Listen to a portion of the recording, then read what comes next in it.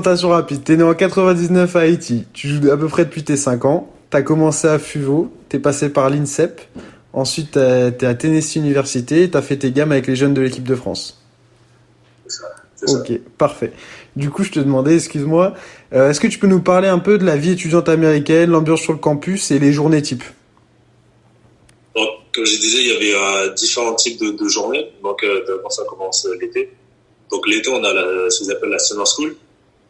Et c'est très, très particulier parce qu'on a des cours. Genre, on a 2 heures de cours par jour. Et les entraînements, ils sont limités. Donc, les entraînements collectifs, ils sont limités à 1h30 maximum. Par jour? Par jour. D'accord. Et ça, c'est juste les entraînements collectifs, c'est-à-dire avec toute l'équipe regroupée. Ok. Mais le coach, il n'a pas le droit de coacher. Donc, c'est tous les assistants coach, en fait, qui s'occupent un peu de la séance. Le coach, il a le droit d'être sur le côté, mais il peut pas interagir avec les joueurs et tout. D'accord. Donc, une journée type, bon, c'est chaud parce que ça commence le matin très tôt, à 5 heures. On doit être pesé, préparé et ready to go, comme on dit. À 5 heures pour faire de la muscu. D'accord. Donc, plus particulière, c'est vraiment que des mouvements qui pourront se reproduire sur le terrain de basket. Ok. Après, on peut des poids aussi, mais pas beaucoup, pas tant que ça, contrairement à d'autres universités. Donc ça dure 45 minutes environ. Ensuite, on a une session un peu cardio qui suit un peu les 45 minutes de muscu. Donc ça dure environ 20 minutes, mais c'est vraiment très, très, très, très dur. Physiquement, t'as les muscles qui brûlent, c'est un truc de ouf. C'est de la... Si c'est toi qui le dis, en plus, je veux bien te croire. Ouais, non, c'est clair. C'est des courses sur des pentes comme ça, là. Tu fais que des montées, tu fais des sprints, des fentes avant, fentes arrière, des pas chassés. C'est franchement avec des poids et tout au-dessus de la tête que tu dois tenir. Ah oui, ok. Franchement, c'est archi cardio. D'accord. Ensuite, après ça, t'as 1h30 d'entraînement avec le coach. Donc, c'est plutôt, c'est un style workout. C'est-à-dire, on fait des groupes. Donc, on fait des groupes de 3-4 joueurs. Et en fait, il y a plusieurs ateliers sur les différents terrains. Et en fait, pendant 1h30, en fait, tu tournes sur ces ateliers. En fait. Ok, ouais, je vois. Ensuite, après ça, tu vas en cours. Donc, les cours, voilà, c'est 1 heure, 2 heures, ça dépend pour certains. Et donc, à partir après, tu manges, genre vers 13 heures, un truc comme ça. Ensuite, genre 2 heures, 2h45, 3 heures, t'as des personnels, des workouts individuels. Ok. Donc là, t'as un coach, des rebondeurs, et t'as 2 joueurs, quoi. 2 joueurs où t'es tout seul. Donc c'est vraiment individuel et tu travailles vraiment quelque chose de vraiment spécifique dont t'as besoin de progresser dans ce niveau. Ok. Ensuite, après ça, t'as la journée, t'es libre, donc tu finis 5 heures, 6 heures, là, ta journée est finie. Mais derrière, par exemple, des fois, il y a des coachs qui vont te demander de revenir. Ouais.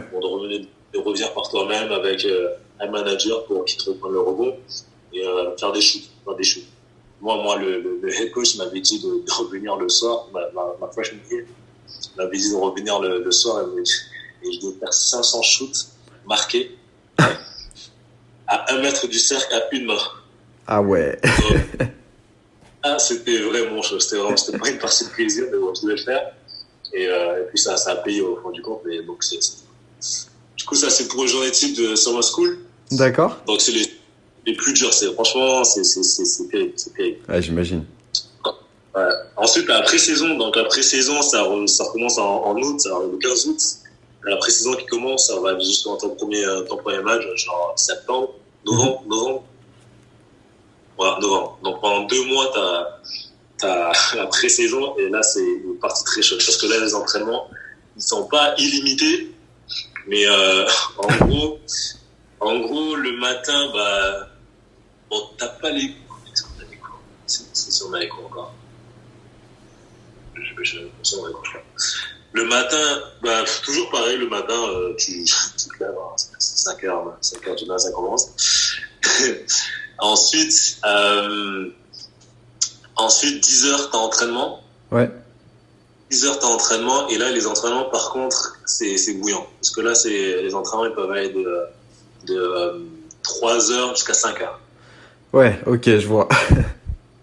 Donc c'est très très bouillant. On est vraiment à un programme un peu particulier parce que nous, on fait pas 2 entraînements par jour, mais on fait un long entraînement par jour. Ouais. Des fois, ça dure 5 heures. Quand ça dure 5 heures, c'est que tu sais pas, qu'on s'est pas bien entraîné, c'est-à-dire que le coach, Ouais, il est pas quand tu satisfait. lui fais ce qu'il voulait qu'on fasse, il va continuer. Ok. Il va faire si on est crevé, s'il y en a qui tombent par terre, il en a rien à faire. Donc, et c'est vrai, arrivé, ça y a un gars, l'année d'avant que j'arrive, il y a une vidéo qui est très drôle, enfin, qui fait peur un petit peu aussi, mais c'est un mec il a fait une séance de 4 heures, je crois, ils ont couru comme des chiens pendant 4 heures. Comme des chiens, c'était incroyable. Et tu vois le mec, il en pouvait plus, il revenait d'une course, commence à marcher, et là, boum! Ah ouais. Il était à bout total. Comme ça, en étoile, il bougeait plus. Genre, le regardait, il y avait pas de, il y a même pas d'émotion, il le regardait, genre, comment il s'était mort, là. Il en pouvait plus, donc, c'était assez incroyable. Mais c'est pour dire que la difficulté de ce genre d'entraînement, c'est vraiment très très bien. Ouais, c'est ultra intense. Ouais. Et ensuite, après, t'as toujours les workouts individuels, donc avec un coach et des managers pour prendre les ballons. Ouais. Mais après, ils sont un peu plus light, puisque quand tu peux entraîner 4-5 heures avant, t'es bien rincé. Tu m'étonnes. Donc ça, c'est vraiment du shoot, un peu tranquille, tu vois, juste pour récupérer. Ok. Après, tu peux toujours revenir par toi-même si tu as envie de faire des extra séances. Si t'as le courage. Ouais, non. Moi, ce que je faisais, après, il y en avait quelques-uns, mais il n'y en a pas beaucoup qui reviennent de ça, parce que c'est tendu de mort en général. Et ouais, donc voilà, ça c'est pré-saison jusqu'à ce que tu commences les matchs, quoi. Ok. Après, pendant la saison, c'est mon préféré, parce que t'as les matchs, t'as 2 matchs par semaine. Donc le jeu, c'est le mardi et le samedi. Des fois, ça va un peu, ça peut faire mardi, samedi ou mercredi, samedi. Et les entraînements, ils sont light. Ils durent 2 heures, mais pendant 2 heures, ils tuent pas trop. Ça te fatigue, mais ils tuent pas trop. Ouais, ils vous préservent un peu. Voilà. Et en fin de saison, les entraînements, ils durent environ 1 heure. Parce qu'en fin de saison, ton corps, il suit plus, en fait. D'accord. C'est tellement de la summer school jusqu'à la fin de saison, c'est très très dur avec les matchs et tout. Tu m'étonnes. Et du coup, les entraînements, ils durent 1 heure, et puis tu cours plus trop, tu fais bouger. C'est vraiment mental. J'imagine. Ça marche, ok. Du coup, cette année, t'as évolué en NCAA. Est-ce que t'as eu l'occasion de rencontrer d'autres Français, d'interagir avec eux pendant les matchs ou pas du tout? Ouais, j'ai joué contre Gonzaga. Ouais. L'année dernière. C'était l'année dernière. Mais oui, j'ai joué Olivier Sarr. Les années précédentes, j'ai joué Olivier Sarr. J'ai joué Kylian Tilly. Donc on s'est vu après les matchs et tout, avec Kylian et Joël Ayayi qui jouait là aussi. Ok. Donc on a un peu. Olivier Sarr, pareil, lui c'est mon meilleur pote et tout. Pendant Noël et tout, on avait l'habitude de se voir avec nos familles et tout, de louer un Airbnb et passer Noël ensemble et tout, tu vois. Donc, ouais, bien sûr. C'était cool. Ah, c'est sympa ça. Ok. Et en dehors des Français, c'est le joueur que t'as croisé, que ce soit là sur ta première ou l'année précédente, le joueur le plus impressionnant que t'aies croisé? Qui c'était? Kevin Durant. Kevin Durant? Kevin Durant, j'avais croisé à Los Angeles, parce que les étés, je m'entraîne à Los Angeles. Ok. Et donc, ça s'appelle ce qu'ils appellent des runs, c'est-à-dire c'est des pick-up. Et en fait, il y a tous les mecs des mecs de la G-League, la NBA qui viennent s'entraîner en fait à cet endroit-là. Ouais. Donc là, j'étais parti tôt, j'étais parti en avril, donc il y avait plutôt des mecs de G-League, peu de joueurs de NBA, parce que la saison était pas finie, quoi. Ensuite, c'est reparti l'été en août. Et là, en août, là, il a commencé à avoir du monde. Là. Il commence à avoir des Westbrook, des Kevin Durant, Mais j'ai pu jouer contrairement à des années précédentes où j'y étais allé, j'ai pas beaucoup joué. Là, j'ai pu jouer contre James Harden. Donc, c'était faire de la défense contre lui, attaquer contre lui. Franchement, c'était un truc de ouf. Ah ouais, Vraiment tu m'étonnes. En enrichissant, j'ai appris beaucoup. J'ai eu peur, personnellement, d'être coaché par, ouais, tu m'entends? Ouais, y a pas de souci, ça marche. J'ai eu l'opportunité d'être coaché pas coaché, mais il m'a donné beaucoup de conseils. Natro Benson. Je sais pas si tu connais le petit. Ah oui, je connais, ouais. Lui, il m'a donné des conseils vraiment, excellent. C'était marrant. C'était vraiment utile. C'était vraiment utile. Ça m'a vraiment aidé pour mon shoot et tout, donc c'était marrant. Ça, c'est génial. D'accord. Ouais. Et en universitaire, est-ce que tu as des joueurs qui t'ont impressionné? Par exemple, là, sur la draft à venir, je crois que tu as joué Auburn cette année. Tu as dû voir Isaac Okoro, non? Ouais, j'ai vu Isaac Okoro, mais il a pas beaucoup joué parce qu'il était un peu en prise, parce qu'il était un peu blessé. Ok. Du coup, un mec physique, chez ma taille, il est physique, c'est vrai qu'il est bon, il est bon. Ouais. Il est bon. Ok. Après, c'est pas lui qui le plus. C'est pas lui qui m'a... Cette année, il y a pas grand monde qui m'a impressionné. Ouais. Et c'était vraiment... L'année précédente, c'était vraiment chaud. Genre les Colin Sexton. Ce que j'allais te dire, ouais, tu les as rencontrés du coup, Colin Sexton. Ouais, eux, il y avait qui? Il y avait le mec des Knicks, Kevin Knox. Ouais, Kevin Knox. Ouais, lui, je me suis fait un régal à défendre sur lui, c'était vraiment excellent. Génial.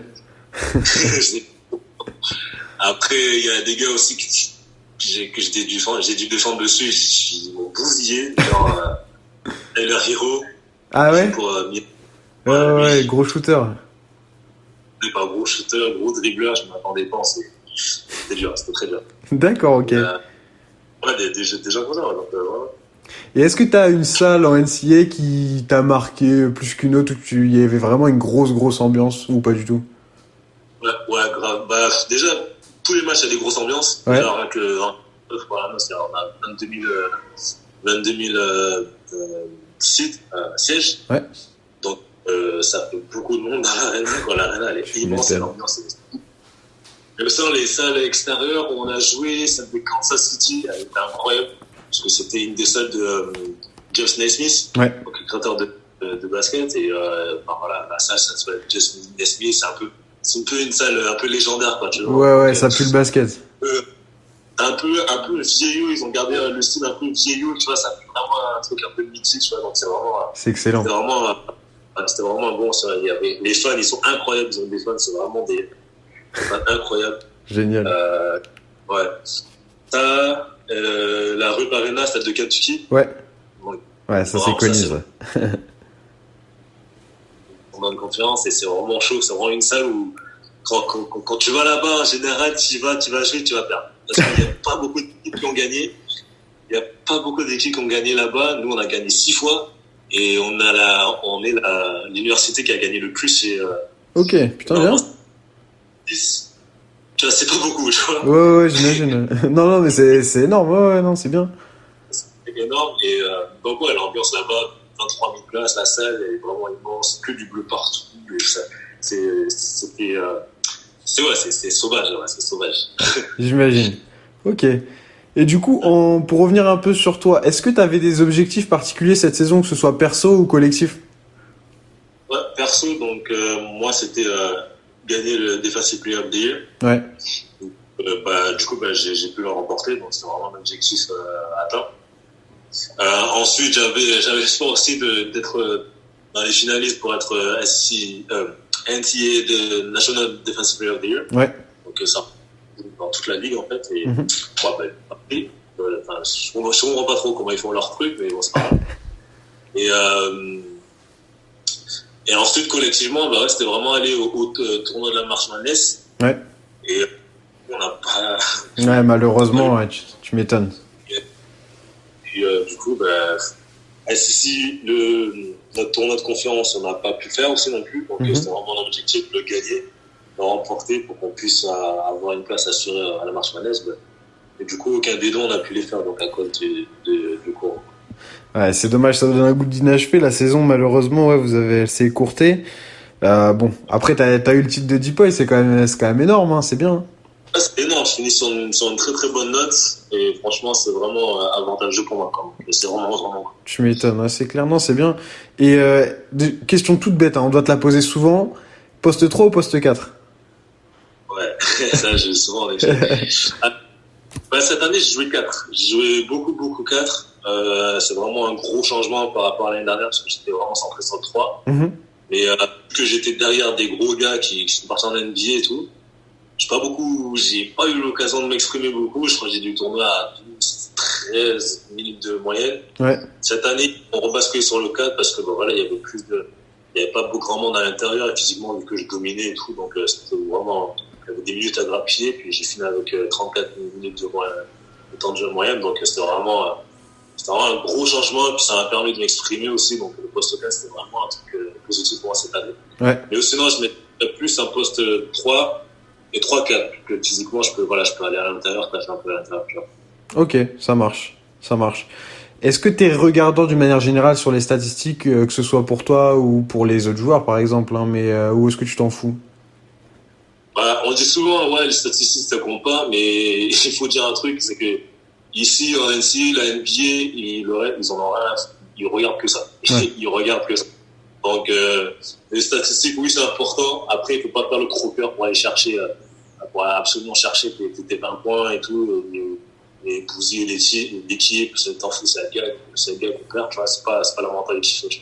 Mais c'est clair que moi, personnellement, il fallait que, à chaque match, il fallait que j'aille chercher mes minimum 10 points, tu vois. Ouais. Mes 10 points. Et 6-7 rebonds par match. Et, puis les contres aussi, les contres. Donc c'est vraiment un objectif pour moi. Il fallait que j'ai une sorte de stat positive, quoi. Tu vois, il fallait pas que je fasse des matchs, j'en ai fait, hein. Mais il fallait que je les limite, les matchs à 5 points, moins de 10. Il fallait pas trop que je fasse. Je voulais vraiment me faire apparaître sur des stats, enfin voilà, pour être un peu plus exposé. Ouais, bien sûr. Donc il fallait que ma ligne de stats soit respectable, quoi. Et pour le niveau au-dessus que je veux aller, c'est vraiment. Bien sûr, ouais. Surtout quand t'es étiqueté défenseur, c'est sûr que c'est important de faire un minimum ses stats pour sortir un peu du lot et se faire remarquer. Non, t'as raison. Tu parlais tout à l'heure de NBA. Est-ce que, il me semble que l'année dernière, t'as Scofield, Williams et Bone qui ont été draftés de Tennessee? T'as toujours des contacts avec eux? Ouais, bien sûr, non, j'ai reçu un message, là, 10 minutes avant que on fasse une interview de Bone.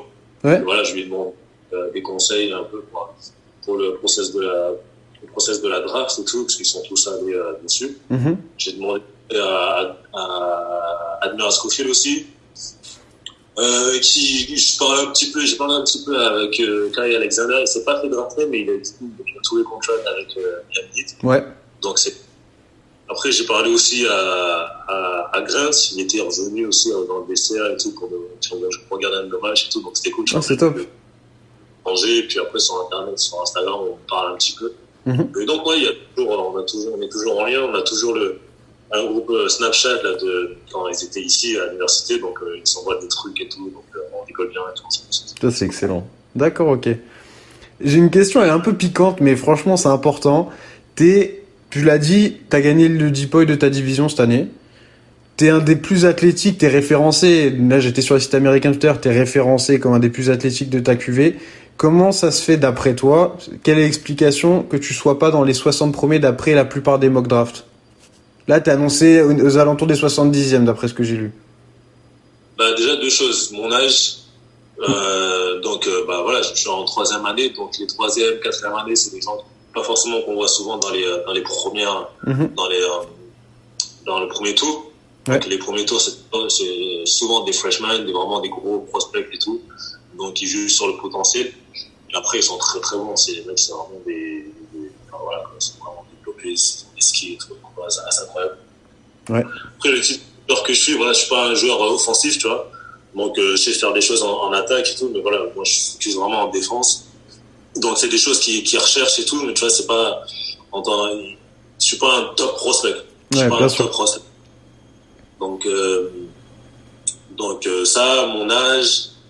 Et puis voilà, après, voilà, il faut dire ce qu'il y a. Voilà, il y a des gens qui sont meilleurs, je suis meilleur que d'autres. Il y a beaucoup de gens qui sont meilleurs que moi. Enfin voilà, ils ont des skills plus développés, ils ont un meilleur shoot. Donc tout ça, ça vient dans le truc. Ok, ça marche. Et du coup, toi, est-ce qu'il y a pas un moment où tu t'es dit, bah là déjà, compte tenu des circonstances sanitaires qui sont vraiment pourries, et du fait que tu sois annoncé dans les 70e places, est-ce que tu t'es pas dit, ouais, bah je me présente peut-être l'année prochaine, ou je sais pas. Pour toi, c'est sûr, c'est cette année, pas une autre. Euh, non, moi, mon objectif, voilà, c'était vraiment, déjà, mon objectif, c'était déjà de me faire drafter, Ouais. maximum, ma sauce mourir. Bah, donc, il y a des choses qui sont pas bien du tout passées. Mhm. Et, du coup, je sais que j'étais limité sur mes minutes et tout ça. Mhm. Donc, c'était vraiment un échec, au final. Puis cette année, vu que j'ai explosé en quelque sorte, j'aurais aimé que ça arrive plus tôt. Mais donc voilà, j'ai fait une bonne année cette année-là et vraiment c'était une chance. C'était une chance de finir sur une grosse note sur le Defensive Player of the Year. Déjà c'était une grosse note, c'est vraiment un truc que je comptais vraiment pour passer au premier tour parce que je sais que c'est pas suffisant.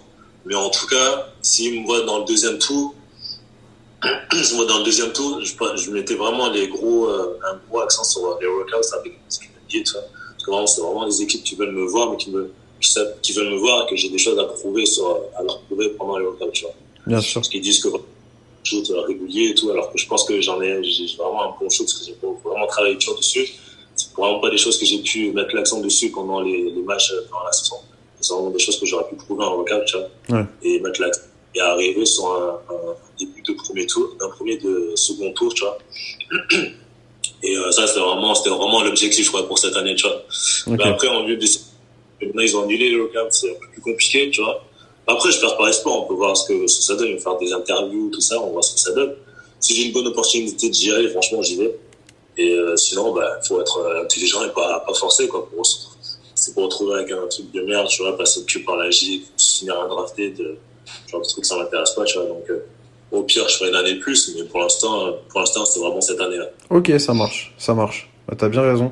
Est-ce que justement, toute la saison, t'étais en mode, tu regardais souvent les mock drafts pour te renseigner, pour savoir qu'est-ce qu'il en était, comment on t'évaluait, ou c'est un truc que tu laisses venir et puis tu verras bien ce qu'il en est? Non, c'est un truc qu'on laisse venir, bien sûr, on regarde, parce que on poste ton nom dessus, donc je suis un peu obligé de regarder par-ci par-là. Mhm. Mais c'est vraiment un peu, on fait sa mock draft, tu vois, tout le monde fait un peu ses analyses, mais au final, même le jour de la draft, tu sais pas qui va être drafté avant qui. Bien sûr. Donc, il y a des facteurs qui viennent un peu dérégler ce genre de prédictions, donc ça veut pas dire grand-chose. Surtout les mock drafts qui viennent en début, milieu de saison, c'est vraiment des choses tu peux pas vraiment prédire, en fait. Donc, c'est des estimations vraiment approximatives.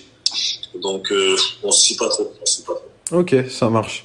Et est-ce que je te demande pas les noms, est-ce que t'as déjà été sollicité par beaucoup d'équipes jusqu'à maintenant NBA ou rien que des contacts ou pas beaucoup? Du coup, le processus, on l'a à peine lancé, donc pour l'instant, ils n'ont pas encore le droit de me contacter. Ouais. Parce que j'ai vu que je me suis présenté, donc pour l'instant, il n'y aura pas de contact, donc je ne me présente pas officiellement. Et mais en tout cas, j'ai eu beaucoup d'échos. Donc oui, je sais qu'il y a des équipes qui sont vraiment intéressées. Après, faut savoir s'ils sont vraiment intéressés, c'est un truc à creuser et puis dans des jours. Ok, ça marche. Est-ce que t'as réussi à suivre la saison NBA cette année ou c'était galère avec ton emploi du temps? Non, ensuite on a plus vu c'est plus pratique du coup parce que vu que je suis sur le même continent et que je peux voir les matchs qui sont à mes heures, je comparé en France. Ouais. Et du coup, j'ai pu voir les matchs NBA, j'ai pu suivre un petit peu, donc tu vois, c'était cool. Ok, t'as eu l'occasion d'aller à des matchs ou pas encore? Non, pas cette année, j'ai pas eu l'occasion. Parce que l'occasion vraiment c'est de te présenter, c'était en ce moment-là, parce que nous, Ouais. on aurait fini la saison. On aurait beaucoup plus de temps libre sur le week-end. Donc, j'aurais pu avoir l'occasion d'aller voir un match. Ok. Et les années précédentes, t'as pas pu? Les années précédentes, j'étais allé voir Franck. Ouais. Il m'avait donné des places et tout pour aller voir un match. Il m'avait donné deux tickets pour aller voir avec un de mes mentors. Ouais. Et c'était vraiment cool. Quand on est allé au Madison Square Garden, on a vu 2 matchs. Franchement, c'est intéressant. Ils avaient joué Miami, donc j'ai pu voir D-Wade donc l'arrêt de sa carrière et tout. Donc, Excellent. franchement, c'était cool. Ok, ça marche. Et est-ce que, vas-y, on finit sur une question tranquille. Est-ce que t'as une équipe favorite en NBA? Ouais, les Clippers. Les Clippers? Ouais, les Clippers. Bon, de base, je suis pas un mec qui soutient les équipes. Je suis plutôt je suis le joueur. Moi, je suis à Kawhi Leonard. Ok. C'est vraiment mon idole, tu vois. Donc, quand j'étais aux Spurs, je supportais les Spurs. Quand j'étais à Toronto, je supportais à fond Toronto. En plus, ils ont gagné, c'était vraiment excellent, c'était vraiment un truc de ouf.